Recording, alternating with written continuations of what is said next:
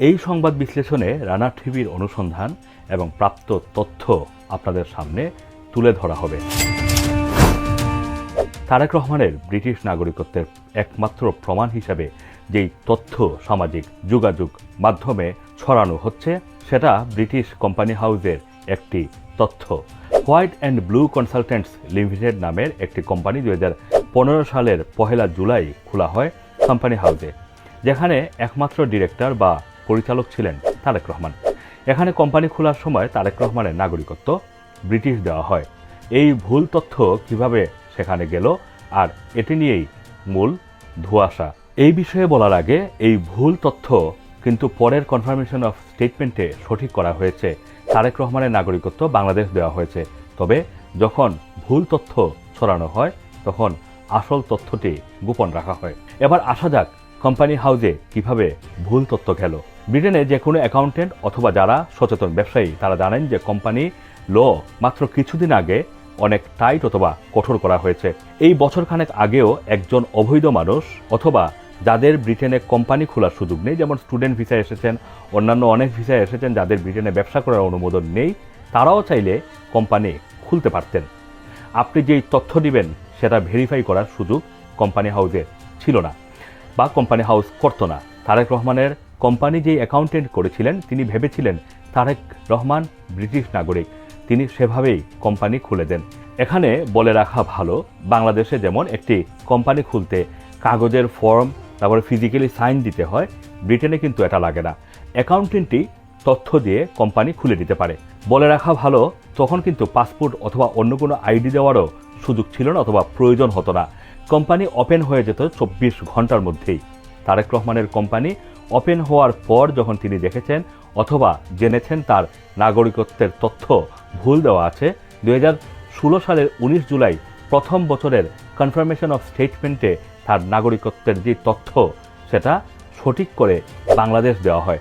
এই ডকুমেন্টও কিন্তু কোম্পানি হাউসের একই লিঙ্কে দেওয়া আছে, মানে কোম্পানি ওপেন করার ঠিক পরের ডকুমেন্টটা যদি আপনারা দেখেন সেইখানেই কিন্তু আপনারা এই তথ্যটি পাবেন। মজার বিষয় হচ্ছে প্রপাগান্ডা যখন ছড়ানো হয় তখন কোম্পানি খোলার সময় ভুল তথ্য দেওয়ার বিষয়টি দেখানো হয়, পরবর্তীতে 1 বছর 19 দিনের মাথায় যেটা কারেকশন অথবা সঠিক করা হয়েছে সেই তথ্যটি কিন্তু দেখানো হয় না।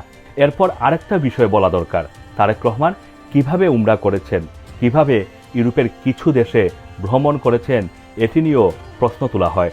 যেহেতু তারেক রহমান রাজনৈতিক আশ্রয় নিয়েছিলেন তাই তিনি ব্রিটিশ সরকার কর্তৃক ইস্যু করা ইউএন ট্রাভেল পাস পেয়েছিলেন। এই ট্রাভেল পাস দেখতে হুবহু ব্রিটিশ পাসপোর্টের মতোই, তবে তখন ব্রিটিশ পাসপোর্ট লাল ছিল আর ট্রাভেল পাসের রং ছিল ব্লু।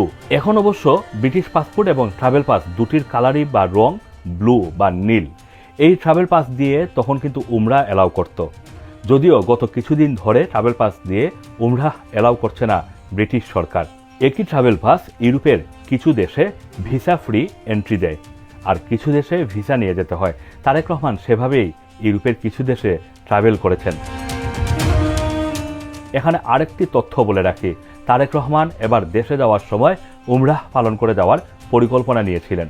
যেহেতু ব্রিটিশ অ্যাসাইলাম ট্রাভেল পাসে এখন উমরাহ এলাও করছে না, তাই তিনি সেই পরিকল্পনা বাতিল করেন। এবার প্রশ্ন আসতে পারে, তিনি ব্রিটিশ ট্রাভেল পাস থাকা সত্ত্বেও কেন বাংলাদেশে যাওয়ার সময় বাংলাদেশ হাই কমিশন থেকে বাংলাদেশ সরকারের ট্রাভেল পাস নিয়ে গেলেন? এর মূল কারণ হলো তারেক রহমানের অ্যাসাইলাম যেহেতু বাংলাদেশে যাওয়া অনিরাপদ ছিল এই গ্রাউন্ডে নেওয়া, সুতরাং সেই ট্রাভেল পাস দিয়ে বাংলাদেশ ছাড়া বাকি সব দেশ ভ্রমণের অনুমতি দেয়। এই ট্রাভেল পাস নিয়েও তিনি কিন্তু বাংলাদেশে যেতে পারতেন, কিন্তু এই ট্রাভেল পাস নিয়ে বাংলাদেশে যেতে হলে তাকে বেশ কিছু জটিলতার মধ্যেই পড়তে হতো। প্রশাসনিক এই জটিলতা এড়ানোর জন্যই তিনি বাংলাদেশের ট্রাভেল পাস ইস্যু করার, মানে সবচেয়ে সহজ ছিল তার জন্য বাংলাদেশের ট্রাভেল পাস নিয়েই বাংলাদেশে যাওয়া। তিনি সেভাবেই বাংলাদেশে গিয়েছেন, বাংলাদেশের নিয়ম অনুযায়ী ভোটার হয়েছেন, নির্বাচনেও অংশ নেবেন। আরেকটি বিষয় বলা দরকার, সম্প্রতি জুবাইদা রহমানের ব্রিটিশ পাসপোর্ট হাতের এয়ারপোর্টের একটি ছবি সামাজিক যোগাযোগ মাধ্যমে ছড়িয়ে দাবি করা হচ্ছে তারেক রহমানের ব্রিটিশ পাসপোর্ট না থাকলে জুবাইদা রহমানের পাসপোর্ট কিভাবে আসে। এই প্রশ্ন অমূলক, কারণ ব্রিটেনে অ্যাসাইলাম পাওয়ার পর 5 বছরের মাথায় চাইলে স্থায়ী এবং পরের বছর ব্রিটিশ পাসপোর্ট নেওয়া যায়। এটা আসলে যিনি অ্যাসাইলাম নিয়েছেন তাদের উপর ডিপেন্ড করে। এটার জন্য তারেক রহমানের পাসপোর্ট হওয়া গুরুত্বপূর্ণ অথবা হতেই হবে বিষয়টা এমন নয়। জুবাইদা রহমান ইন্ডিভিজুয়ালি, তারপর Zaima Rahman individually British passport নেওয়ার ক্যাপাসিটি রেখেছিলেন এবং সেভাবেই তারা ব্রিটিশ পাসপোর্ট নিয়েছেন এবং আইনিভাবে 6 বছর কাটানোর পর ব্রিটিশ পাসপোর্ট নিয়েছেন। এর সাথে তারেক রহমানের পাসপোর্ট নেওয়ার কোনো সংযোগ অথবা থাকার সুযোগ নেই। সুতরাং আমাদের অনুসন্ধান বলছে তারেক রহমানের ব্রিটিশ নাগরিকত্ব নিয়ে ধোঁয়াশার সুযোগ নেই। আসসালামু আলাইকুম।